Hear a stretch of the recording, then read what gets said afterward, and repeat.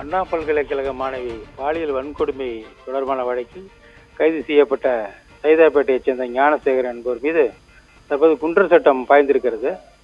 இந்த நடவடிக்கையை சிறப்பு புலனாய்வு குழு, அதாவது அண்ணா பல்கலைக்கழக மாணவி விவகாரத்தை விசாரித்து வரும் இந்த சிறப்பு புலனாய்வு குழுவின் பரிந்துரை அடிப்படையில் சென்னை மாநகர காவல்துறை ஞானசேகரன் மீது குண்டர் சட்டத்தை மீது அவரை கைது செய்து அந்த வழக்கில் கைது செய்யப்பட்டிருக்கிறார்கள்.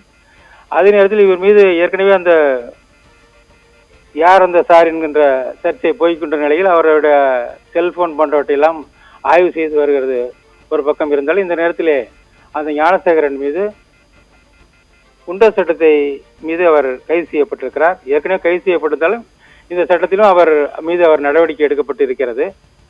மேலும் அவருக்கு குண்டர் சட்டம் பாய்வதற்கு பல்வேறு முன்னுதாரணங்கள் இருந்தாலும் கூட அவர் மீது திருட்டு உள்ளிட்ட பல்வேறு குற்ற வழக்குகள், அதாவது 20க்கும் மேற்பட்ட குற்ற வழக்குகள் அவர் மீது, அந்த ஞானசேகரன் மீது இருப்பதால் அந்த குண்டர் சட்டத்தை அவர் மீது பாய்ச்சியிருக்கிறார்கள். இருந்தாலும் அந்த விசாரணை மேற்கொண்டு இன்னும் தீவிரமடைய நோக்கத்திலே தான் இந்த குண்டர் சட்டத்தின் மீது அவர் மீது நடவடிக்கை எடுக்கப்பட்டிருக்கிறப்ப காவல்துறை தரப்பில் தெரிவிக்கப்பட்டிருக்கிறது.